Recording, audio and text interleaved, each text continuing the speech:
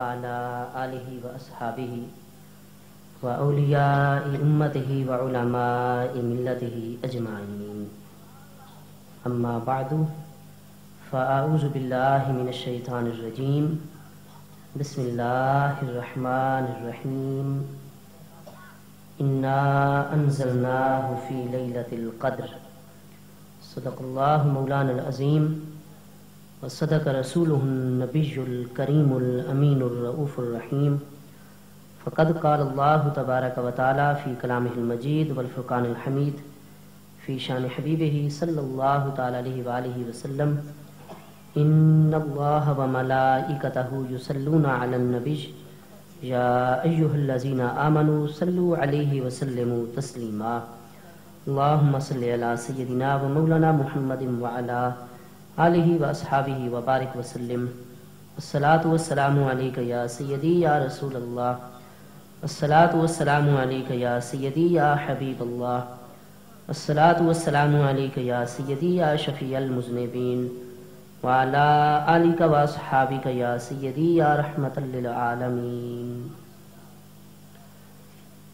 میرے انتہائی واجب القدر والاحترام اکابرین ملت، بالخصوص حضرت سیدی جانشین فقیہ اعظم استاذ العلماء حضرت علامہ قبلہ صاحبزادہ مفتی محمد محب اللہ نوری صاحب دامت برکاتکم العالیہ علینا وعلا. آیات بینہ جو تلاوت کرنے کا شرف حاصل کیا، اس کے ترجمہ سے قبل جو کہ آپ سب حضرات کے علم میں ہو چکا ہے، اور ہمارے جو نقیب محفل ہیں آغاز میں میں سن رہا تھا کہ پروگرام کی تفصیل بھی انہوں نے کچھ نہ کچھ ظاہر فرما دی تھی. ہمارے بہت سارے اکابرین اجلہ علماء ذیشان بزرگان دین ہم سب کو اپنے ملفوظات عالیہ سے فیضیاب فرمائیں گے، اس لیے میں زیادہ دیر آپ حضرات اور اپنے اکابرین کے درمیان حائل نہیں رہوں گا. بنیادی ایک دو باتیں عرض کرنے کی سعادت حاصل کروں گا. اللہ پاک نے ارشاد فرمایا: انا انزلناہ فی لیلۃ القدر. فرمایا بے شک اس قرآن کو ہم نے لیلۃ القدر میں نازل کیا ہے. لیلۃ القدر کے متعلق اللہ پاک نے ارشاد فرمایا: وما ادراک ما لیلۃ القدر. اور اے میرے بندے، جب تک میں اللہ پاک جل شانہ لیلۃ القدر کی عظمت کو اور اس کی رفعت کو تیرے سامنے منکشف نہ کر دوں، تو کیا جانے کہ لیلۃ القدر کی عظمت کیا ہے. فرمایا ایک تقریب فہم کے لیے اور لوگوں پر بات کے سمجھنے کو آسان کرنے کے لیے اتنا پردہ اٹھا دیتے ہیں کہ لیلۃ القدر خیر من الف شہر، کہ ایک لیلۃ القدر 1000 مہینوں سے بھی بہتر ہے. تو یہاں اللہ پاک جل شانہ نے مطلق مہینے کا ذکر فرمایا ہے، لیلۃ القدر خیر من الف شہر، اور لیلۃ القدر کے ساتھ تقابل کیا ہے 1000 مہینے کا. خیر بے معنی اخیر تفضیل ہے، اور 3 طریقوں میں سے یہاں پر تفضیل کا استعمال من کے ذریعے سے کیا گیا ہے. فرمایا ایک طرف اکیلی لیلۃ القدر ہو اور دوسری طرف 1000 مہینے ہو، تو ایک لیلۃ القدر ان 1000 مہینوں سے بھی بہتر ہے. کتنی بہتر ہے وہ اللہ پاک جل شانہ کے علم میں، اس کے پیارے محبوب علیہ الصلوۃ والسلام کے مبارک علم کے اندر ہے. ہمیں یہ بتایا گیا کہ ہم اعتقاد رکھیں کہ لیلۃ القدر 1000 مہینوں سے بہتر ہے. محترم حضرات، پھر چونکہ الف شہر مہینے بات آ گئی، تو ظاہر کہ مہینے صرف راتوں پر مشتمل نہیں ہوتے، اور مہینے صرف دنوں پر ہی مشتمل نہیں ہوتے، بلکہ مہینوں کے اندر راتیں بھی موجود ہوتی ہیں، مہینوں کے اندر دن بھی موجود ہوتے ہیں. اس لیے قرآن پاک کا یہ مقام واضح کرتا ہے کہ ایک لیلۃ القدر اس کے مقابلے میں 1000 مہینوں کے دن بھی ہوں اور 1000 مہینوں کی راتیں بھی ہوں، تو یہ ایک لیلۃ القدر ان 1000 مہینوں کے تمام دنوں اور تمام راتوں سے افضل اور اعلیٰ ہے، زیادہ خیر اور برکت پر مشتمل ہے. پھر آج تو ہمارا دور ہے قرب قیامت کا. قیامت کی علامات کو ہمارے محققین علماء نے 3 قسموں کے اندر منقسم فرمایا ہے: علامات بعیدہ، علامات متوسطہ اور علامات قریبہ۔ ہمارے محقق علماء کے اندر علامہ امام محمد بن عبد الرسول برزنجی مدنی، جن کا وصال 1103 ہجری میں ہوا، آپ نے اس موضوع پر خاص علامات قیامت پر الاشاعت لاشراط الساعت عظیم تحقیق سپرد قلم فرمائی۔ علامات قیامت کو انہی 3 قسموں کے اندر انہوں نے جمع فرمایا۔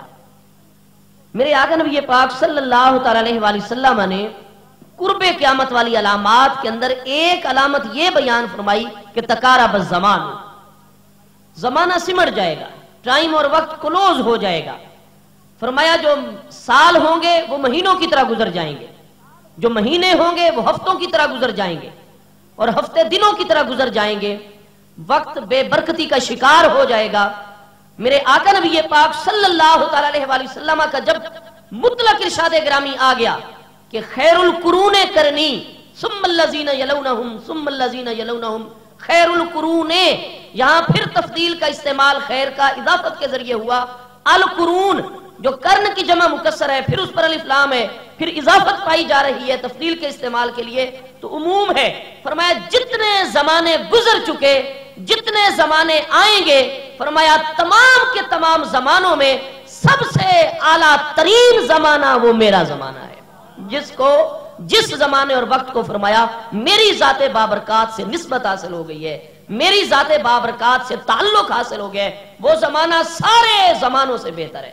میں یہاں ایک بات عرض کرنا چاہوں گا، ما ثبت بالسنہ میں شیخ محقق علی الاطلاق سیدی شاہ عبد الحق محدث دہلوی علیہ رحمت، جو 1052 ہجری میں وصال فرما رہے ہیں، چھوٹا سا ایک اشارہ ماہ ربیع الاول شریف کی 12 ربیع الاول شریف کے متعلق، شب ولادت کے متعلق ارشاد فرمایا، جب میرے آقا نبی پاک علیہ الصلوۃ والسلام کا مطلق ارشاد آ گیا پوری صحت کے ساتھ کہ خیر القرون، مجھے یہ بتائیے لیلۃ القدر جس کو قرآن پاک سے نسبت ہے، وہ رات بھی کیا انہی زمانوں کا ایک فرد ہے یا نہیں، ان سے باہر ہے یا ان میں داخل ہے؟ کہتے ہیں کہ 12 ربیع الاول شریف کی رات میں کیا رکھا ہوا ہے، 12 ربیع الاول شریف کے دن میں کیا رکھا ہوا ہے؟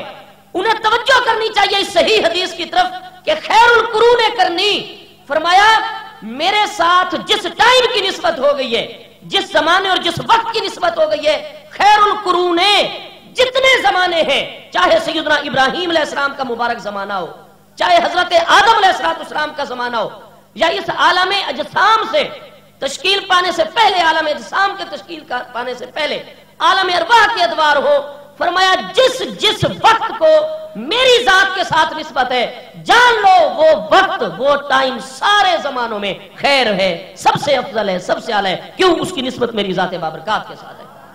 تو لیلۃ القدر بھی تو انہی زمانوں کے اندر ہی ہے، اسی کا ہی ایک فرد ہے۔ محترم حضرات، لیکن یہ چونکہ ایک الگ بات ہے، میں اس کی طرف زیادہ نہیں جاؤں گا کیونکہ وقت کو مد نظر رکھنا ہے، اکابرین کو وقت پیش کرنا ہے۔ محترم حضرات، میں عرض یہ کر رہا تھا کہ یہ علامات قریبہ میں سے ہے کہ تقارب الزمان۔ آپ تشریف رکھیں گے، بات سمجھنے کی کوشش کریں گے، ذہن جو ہے وہ بکھر جاتا ہے، تخلل واقع ہو جاتا ہے۔ تشریف رکھیں گے، درود پاک پڑھیں سب حضرات، اللہم صلی وسلم۔ اس لیے میں یہ عرض کرنا چاہوں گا کہ جن 1000 مہینوں سے قرآن پاک میں مقابلہ کروایا گیا ہے، خیر و برکت سب سے زیادہ میرے آقا نبی پاک علیہ السلام کے مبارک زمانے میں، کوئی شک نہیں اس میں۔ لیکن جہاں تک ہم امام علامہ ابن حزم کو دیکھتے ہیں اور ان کے مابعد کے مفسرین کو دیکھتے ہیں، یہ روایت عمومی طور پر ہمارے مفسرین کرام لے کر آتے ہیں کہ سورۃ القدر کا شان نزول کیا بنا تھا، پس منظر اس کا کیا تھا۔ میرے آقا نبی پاک علیہ الصلوۃ والسلام نے ایک ایسے انسان کا، اللہ کے ایک بندے کا ذکر فرمایا تھا، پہلے عمریں لمبی ہوا کرتے تھیں، ایک ایسا خوش قسمت اللہ پاک کا بندہ تھا جس کو اللہ پاک نے یہ سعادت عطا فرمائی تھی کہ 1000 مہینے تک وہ دن کو روزے کی حالت میں رہا، راتیں اس کی شب زندہ داری کی حالت میں گزری، اس کے ساتھ ساتھ وہ تبلیغ کا فریضہ بھی سر انجام دیتا ہے، جہاد کی بھی جب ضرورت پیش آتی ہے وہ عملی طور پر جہاد بھی کرتا ہے، جس کی راتیں اللہ کی بارگاہ میں گزر رہی ہیں، دن جہاد، تبلیغ، اطاعت خداوندی میں روزے کی حالت میں گزر رہی ہیں۔ حضرات صحابہ کرام رضوان اللہ تعالی علیہم اجمعین میں سے ایک غلام نے، میرے آقا علیہ السلام کے غلاموں میں سے غلام نے اس خواہش کا اظہار کیا کہ پہلے والے لوگوں کی عمریں تو لمبی ہوتی تھیں، اس لیے اتنی فضیلتیں لے گئے، اے کاش ہمیں بھی لمبی عمریں عطا کی جاتی تو ہم بھی انہی کی طرح ان طریقوں پر چلنے کی کوشش کرتے، اور آخر بھی یہ پاک علیہ السلام کی امت بھی ان امتیوں کی طرح اعلیٰ مقام حاصل کر جاتی۔ یہ ان کی ایک خواہش تھی۔ اللہ پاک نے سورۃ القدر کا نزول فرما دیا، فرمایا تم دیکھتے نہیں ہو یہ کون سی امت ہے؟ یہ وہ امت ہے جس کو میرے محبوب علیہ السلام سے نسبت حاصل ہے۔ فرمایا میں نے ایک رات اس امت کے اندر ایسی رکھ دی ہے جو ایسے 1000 مہینے کہ جن کے دن روزوں کے ساتھ گزرے ہوں، تبلیغ اور جہاد کے ساتھ گزرے ہوں، راتیں اللہ کی بارگاہ میں مصلی پر گزری ہوں۔ فرمایا ان 1000 مہینوں سے بھی ایک رات لیلۃ القدر بہتر ہے جو میں اپنے محبوب علیہ السلام کی امت کو عطا کر رہا ہوں۔ تو جب یہ ہے ہی پس منظری نزول پہلے والے دور کا، تو اس میں تو دن بڑا لمبا ہوا کرتا تھا۔ خیر و برکت تو سب سے زیادہ میرے مصطفیٰ کریم علیہ السلام کے مبارک زمانے میں ہے، لیکن آج والے وہ 1000 مہینے نہیں تھے جن کے ساتھ لیلۃ القدر کا تقابل قرآن پاک کے اندر کروایا جا رہا ہے۔ آج کی طرح نہیں کہ ہمارے سال جو مہینوں کی طرح گزر اور مہینے ہفتوں اور دنوں کی طرح گزر رہے ہیں، ان زمانوں کی بات نہیں ہو رہی۔ جب تقابل بنی اسرائیل کے اس عابد والے زمانے کے ساتھ ہے تو پھر قرآن پاک کے اس مقام کا مطلب یہ ہوگا کہ جہاں وہ 1000 مہینے جن کے دن بھی اطاعت میں گزرے، راتیں بھی اطاعت میں گزرے، صرف عبادت کے اعتبار سے نہیں بلکہ وقت کی لمبائی اور چوڑائی کے اعتبار سے بھی اس دور والے جو 1000 مہینے ہیں، ان 1000 مہینوں سے بھی قرآن پاک فرماتا ہے یہ ایک رات زیادہ خیر و برکت پر مشتمل ہے، زیادہ عظمت پر مشتمل ہے۔ محترم حضرات، لیلۃ القدر کے متعلق تو خود قرآن مجید فرقان حمید ناطق ہے، اس کی عظمتیں بیان فرما رہا ہے، اور میرے آقا نبی پاک علیہ السلام کی صحیح احادیث میں اس کی عظمت موجود ہے۔ لیکن لیلۃ القدر کی عظمت بیان کرنا آج کی مجلس میں یہ مقصود نہیں ہے۔ میں سوال اتنا سارا کرتا ہوں کہ لیلۃ القدر کی یہ ساری عظمتیں مسلم ہیں، اللہ تعالی ہم سب کے مقدر فرماتا رہے، ماہ رمضان المبارک میں اور زندگی عطا کرے۔ محترم حضرات، اس کی عظمتیں مسلم ہیں، لیکن سوال تو اتنا سارا ہے وہی قرآن جو لیلۃ القدر کی عظمت کو بیان کرتا ہے، کیا وہ قرآن لیلۃ القدر کی اس عظمت کا کوئی سبب بھی بیان کرتا ہے یا نہیں کرتا؟ فرمایا ہاں، لیلۃ القدر کو جو اتنی عظمت ملی ہے کہ وہ 1000 مہینوں سے بھی بہتر ہے، اور فرمایا یہ تو ہم نے آپ لوگوں کو سمجھانے کے لیے بات بیان کر دی ہے، اس کے اندر مزید کئی ایسی نعمتیں ہیں کہ جب تو عملی طور پر اللہ تبارک و تعالیٰ کی بارگاہ میں ان نعمتوں سے فیض یاب ہو جائے گا تو خود مشاہدہ کر لے گا۔ باقی اس کی عظمتیں کیا ہیں؟ وما ادراک ما لیلۃ القدر۔ فرمایا اتنی عظمتیں لیلۃ القدر کی ہیں، لیکن لیلۃ القدر کو یہ عظمت کیوں مل رہی ہے؟ انا انزلناہ فی لیلۃ القدر۔ فرمایا یہ عظمت اس لیے ہے کہ اس رات کی نسبت قرآن کے ساتھ ہو گئی ہے۔ اگر قرآن کے ساتھ ایک رات نسبت پا جائے وہ 1000 مہینوں سے بہتر، اس کی عظمتیں اتنی کہ ما ادراک ما لیلۃ القدر۔ تو میرے دوستو، جس نسبت حاصل کرنے والی رات کے متعلق ما ادراک کلمات ہو تو قرآن کی عظمتوں کو کون پا سکتا ہے؟ وہ تو کلام الہی اور اس ناطے سے صفت الہی ہے۔ اچھا، کیا پوری رات قرآن نازل ہوتا رات؟ دیکھو قرآن پاک کے 2 نزول ہیں۔ ایک نزول تو ہے آسمان دنیا سے کلب مصطفیٰ علیہ التحیۃ والثناء پر۔ کیا انا انزلناہ فی لیلۃ القدر سے مراد آسمان دنیا سے نبی پاک علیہ السلام پر نزول مراد ہے؟ ہرگز نہیں، وہ تو نجمن ہوا، تھوڑا تھوڑا کر کے کم و بیش 23 سال کے عرصے میں نزول مکمل ہوا، جس کو نزول ثانی کہتے ہیں، یا آسمان دنیا سے میرے آقا نبی پاک علیہ السلام کی بارگاہ اقدس میں نزول کہتے ہیں، جب جبریل امین علیہ السلام لے کر ضرورت کے مطابق اللہ کے حکم پر حاضر ہوتے تھے، وہ تو کم و بیش 23 سال کا عرصہ ہے۔ جبکہ یہاں تو انا انزلناہ باب افعال سے صیغہ استعمال کیا گیا ہے، اور اس میں یکبارگی ہوتی ہے بات۔ قرآن پاک میں تنزیل کی بات بھی ہے، نزلنا انا نحن نزلنا ذکر، تو اس کے اندر تدریج کا مادہ باب تفعیل میں ہوتا ہے، وہاں آہستہ آہستہ اور تھوڑا تھوڑا کر کے اتارنا مراد ہے۔ سورۃ القدر کے اندر یک بارگی نازل کرنا جو ہے وہ مراد ہے، تو یک بارگی نازل ہوا ہے لوح محفوظ سے آسمان دنیا پر۔ میں آپ کو یہ عرض کرنا چاہتا ہوں، بات کو سمجھ لیں کہ انا انزلناہ فی لیلۃ القدر، اس کا مطلب یہ ہے کہ ہم نے لوح محفوظ سے آسمان دنیا پر قرآن کو لیلۃ القدر کے اندر نازل کیا ہے۔ تو کیا وہ پوری رات غروب آفتاب سے لے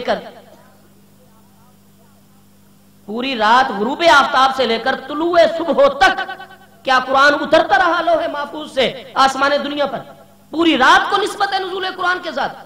میرے دوستو، حضرت جبریل امین علیہ السلام محافظ فرشتوں کے ساتھ لوح محفوظ سے لیلۃ القدر میں آسمان دنیا پر قرآن پاک لے کر آئے ہیں، اور پیارے جبریل علیہ السلام کو قرآن الروح الامین ارشاد فرماتا ہے، الروح ارشاد فرماتا ہے۔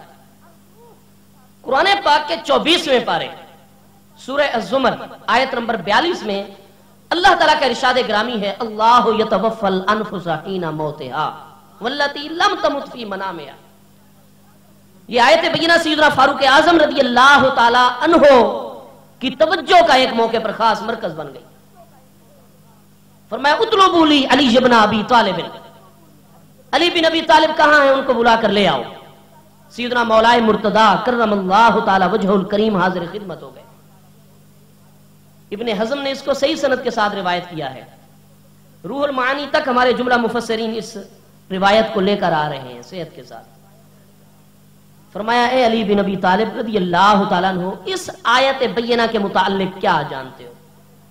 کہ یہاں اللہ پاک ارشاد فرما رہا ہے کہ انسان گہری نیند کے اندر ہوتا ہے اور اس کی روح جو ہے وہ صعود کرتی ہے، بلندی کو چڑھتی ہے، اللہ پاک کی بارگاہ میں حاضر ہوتی ہے۔ فَيُمْسِكُ الَّتِي قَضَىٰ عَلَيْهَا الْمَوْتِ، تو جس پر تو اللہ تبارک و تعالیٰ موت کا فیصلہ فرماتا ہے، یمسک کو، اس کو تو روک لیتا ہے۔ وَيُرْسِلُ الْأُخْرَىٰ إِلَىٰ أَجَلٍ مُّسَمًّى، اور دوسری جس کے بارے میں موت کا فیصلہ نہیں فرمایا، یرسلو، اس کو پھر چھوڑ دیتا ہے، واپس بھیج دیتا ہے اس کے بدن کی طرف۔ مطلب کیا ہے اس کا؟ فرمایا امیر المومنین آپ بالکل برحق سمجھے ہیں، یہی اس کا معنی ہے کہ روحیں دو قسم کی ہیں بنیادی طور پر، روح حیوانی، روح انسانی۔ تو فرمایا روح انسانی تو امر ربی ہے، وَيَسْأَلُونَكَ عَنِ الرُّوحِ قُلِ الرُّوحُ مِنْ أَمْرِ رَبِّي، اور ہر ایک چیز کو اپنے وطن کی طرف جاذبیت بھی ہوتی ہے اور کشش بھی ہوتی ہے، وطن کی یاد میں تڑپتی ہے ہر ایک چیز کہ میں وطن کی طرف جاؤں۔ کلو شیء یرجع الی اصلہ، فرمایا روح انسانی وہ امر ربی ہے، دن کے وقت یا جب تک انسان جاگتا ہے، کسی سوچ میں گم ہے، کام کاج کے اندر مشغول ہے، مولا مرتضی رضی اللہ عنہ کے ارشادات سے یہی معنی مفہوم ہے۔ فرمایا وہ مشغول ہے اور کام تو سارے روح نے کرنے ہوتے ہیں، الہمہا فجورہا وتقواہا، لہذا جب تک انسان جاگ رہا ہے وہ روح مختلف معاملات میں الجھی ہوئی ہے، اور جیسے انسان گہری نیند میں ہوتا ہے روح حیوانی بدن کے اندر موجود رہ جاتی ہے، لیکن روح انسانی وہ اللہ پاک کی بارگاہ سے آئی ہے، لہٰذا وہ کوشش کرتی ہے کہ میں جتنی جلدی ہو بارگاہ رب العزت میں رسائی حاصل کر جاؤں، وہ دوڑتی ہے اللہ پاک کی بارگاہ کی طرف۔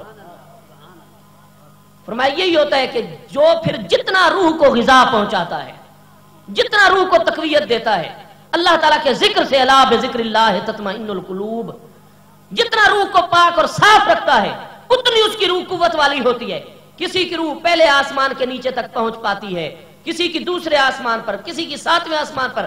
حضور سیدنا بابا فرید الدین مسعود گنج شکر رضی اللہ عنہ جیسی ہستیاں ایسی بھی ہیں نبی علیہ السلام کی امت میں، اور ایسے بزرگوں کی روحیں جو ہیں وہ عرش الہی پر بھی رسائی حاصل کر جاتی ہیں اور اللہ پاک کی بارگاہ میں اس مقام قرب پر سجدہ ریز ہو جاتی ہیں۔ فرمایا پھر اللہ تبارک و تعالی جس روح کو روکنا چاہتا ہے اسے روک لیتا ہے۔ لوگ کہتے ہیں یہ بالکل صحیح سالم سویا تھا اور ایسا سویا کہ پھر اٹھ ہی نہیں سکا، فرمایا اللہ تعالیٰ نے اس کی روح کو روک لیا، اور یرسل الاخری الی اجل مسمی، دوسری روح کو وہ واپس بھیج دیتا ہے۔ یہاں میں جو چیز عرض کرنا چاہتا ہوں سیدنا مولا کائنات کی تفسیر کی روشنی میں، محترم حضرات، قرآن پاک سے پتہ چلا کہ جب ہم گہری نیند میں ہوتے ہیں اور ہماری روح انسانی جب مختلف جھنجھٹوں سے اور معاملات سے فراغت پاتی ہے، وہ صعود کرتی ہے، دوڑتی ہے اللہ پاک کی بارگاہ کی طرف، لیکن روح جس مقام پر بھی ہو گہری نیند کے اندر سوئے ہوئے انسان کی، آپ اسے جگانا چاہیں آواز دیتے ہیں، ہاتھ لگاتے ہیں، حرکت دیتے ہیں،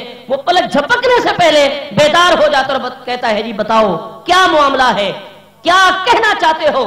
روح کسی نہ کسی مقام پر تھی، لیکن جیسے ہی اس کے جسم کو آپ نے حرکت دی، اس کا تعلق اپنے جسم اور مرکز کے ساتھ موجود تھا، روح کو وہی علم ہو جاتا ہے کہ مجھے واپس بلایا جا رہا ہے۔ وہ پلک جھپکنے سے پہلے اللہ کے امر پر، اللہ کی دی ہوئی طاقت کی وجہ سے وہ روح جو ہے پلک جھپکنے سے پہلے پھر اپنے جسم میں موجود ہو جاتی ہے۔ बुखारी शरीफ की दूसरी जिल्द सफ़ा 1035 पर 35 से किताब ताबीर शुरू होती है। हजरत सैयदना अबू हुरैरा रज़ियल्लाहु अन्हु से मरवी हदीस मुबारक आई है, मन रानी फिल मनामे फक़द रानी फ़इन्न शैतान ला यतमस्सलु फी सूरती। हजरत शेखुल इस्लाम अल्लामा इब्ने हजर अस्क़लानी 852 हिजरी में विसाल फरमा रहे हैं। साहिब उम्दतुल कारी उम्दतुल अहनाफ 855 हिजरी में विसाल फरमा रहे हैं। ये तमाम जो हमारे अकाबरीन हैं, इमाम सयूती अलैहि रहमत तज़किरा में से ये मजमून जो है वो माखूज होता है अल्लामा अहमद कर्तवी अलैहि रहमत की किताब तज़किरा में से। मोहतरम हज़रात, ख्वाब बिल्कुल हकीकत रखता है। कुरान मजीद में यही बात है, अहदीस करीमा में यही है, इस्लाम की तालीमात यही है कि अदगासे अहलाम के अलावा ख्वाब का वजूद है, ख्वाब की हकीकत है। और उसके अंदर होता क्या है कि ख्वाब में बाकायदा हम जिस चीज को देखते हैं हमारी रूह बाकायदा उसको देख रही होती है। हमारे अकाबरीन ने मिसाल बयान की, अगर एक शख्स अल्लाह ताला की रहमत उसके शामिल हाल होती है और वो ख्वाब में देखता है कि वो बैतुल्लाह शरीफ का तवाफ कर रहा है, तो जिस्म उसका बेशक आरिफ वाला की सरजमीन पर है, लेकिन वाकयातन उसकी रूह इंसानी उसके जिस्म से निकल कर बैतुल्लाह शरीफ का तवाफ कर रही होती है, तब भी उसको नजर आ रहा होता है। और मोहतरम, रूह का अपने जिस्म के साथ इत्तेसाल होता है। कई मर्तबा ऐसा होता है कि आप ख्वाब के अंदर किसी दूर की जगह किसी से लड़ झगड़ रहे होते हैं, तो रूह आपकी वहां पहुंची हुई है, उसकी रूह के साथ मामलात जारी हैं, लेकिन आपका जिस्म यहां भी हरकत कर रहा होता है। आप ख्वाब में रोते हैं, और कितनी मर्तबा ऐसा होता है कि रोए ख्वाब में थे, लेकिन जब जागे तो यहां आंसू मौजूद हुआ करते हैं। आप तो नींद में थे, क्यों ऐसा हुआ, यहां आंसू क्यों आ गए? उसका बायस यह है कि रूह जिस मकाम पर मौजूद हो उसका ताल्लुक अपने जिस्म के साथ मौजूद हुआ करता है। क्यों? रूह आलम अमर की चीज है, इसलिए वो जिहाद के अंदर मुकय्यद नहीं हो सकती, दूरी नजदीकी उसके लिए कुछ है ही नहीं। अल्लाह ताला इरशाद फरमाता है, वमा ऊतीतुम मिनल इल्मि इल्ला कलीला। ये 15वें पारे सूरह बनी इसराइल की आयत नंबर 85 है।